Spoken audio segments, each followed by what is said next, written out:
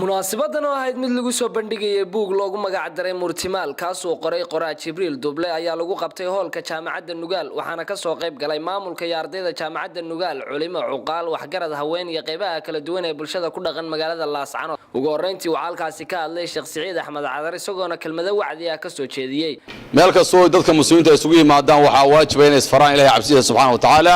wa man yattaqillaha yaj'al lahu makhraja marka ugu horeysa waa Murtimaal oo waxa weeye waa mahmaha af Soomaaliya marka mahmahu runtii waxay yihiin wax aad iyo aad ugu muhiimsan xagga luqadda iyo ama Carabi ha ato ama English ha ato ama Soomaali ha ato ama inta doonta ha ato Ilaahayna subhanahu wa ta'ala Quraanka Kariimka mahmaha badan buu ku sheegay tusaalahan Ilaahay wuxuu leeyahay walladina ittakhadhu min dunillahi awliya'a kamathal ankabut ittakhadhat bayta وإن أوهن البيوت لبيت العنكبوت لو كانوا يعلمون dhammaan dadkii hadalka u kala dambeeyay ayaa ku dheeraaday faa'iidada uu buugan u leeyahay bulshada Soomaaliyeed waxayna hambalyo iyo bogaadin isugu dareen qoraaga buugan Jibriil Duble nin Ingiriis ah wuxuu yiri haddaad maqashaan oday Soomaaliyeed baa dhintay warhamoodina buu yiri in oday iska dhintay kaliya diiwaan weyn oo diiwaanada maktabadaheena yaala kamid oo gubtay oo kale weeye marka aqoonteena iyo xigmadeena iyo waayaragnimadeena iyo cilmigeena waxay ku jirtay maskaxda odayaasha buugani runtii aniga xafladda tan laba sababood bay muhiimad iigu tahay marka koowaad waa markii ugu horeysan ka soo qayb galay jaamacadda Nugaal oo maqli jiray intaas inaan kala soo qayb galay xafladda ku qabtay marka labaadna in buugan Jibriil Maxamed Xaaji Saalax uu qoray aan kala soo qayb galo inuu in badan buugan aan sugayay waxaan u malaynayaa Soomaalidu waxay ku maahmaadaa hoosba hadale galabta xafladan waxa aynu uga soo qayb galno jaamacadda iyo maamulkeedu inoo kulmiyeen soo bandhigida buugan Dr. Jibriil Duble uu qoray ee maahmaaha tirada badan ku qoran oo uu yiri waxaan qorayay 19 sanadood waxaana filayaa inuu yahay shakhsigii ugu horeeyay ee dalka dibadda intuu ka aado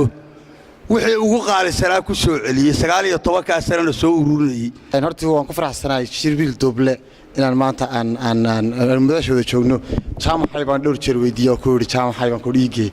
waxa weeye horta buuggan aan 6 bilood ka hor bii soo galay inaan baaran ka qaaday maalinta aan arkay inaan jooga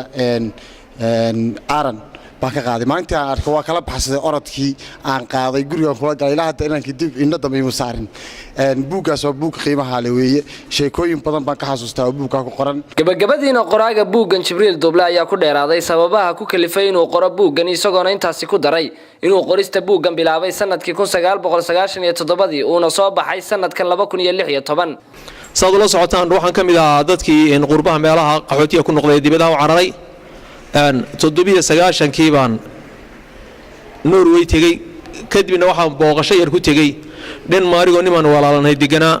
dabeedna subaxa kamid ah wuxuu igu yiri maktabada ma library halkan aan buug ka soo qaadanayna keen markii aanu tagnay buu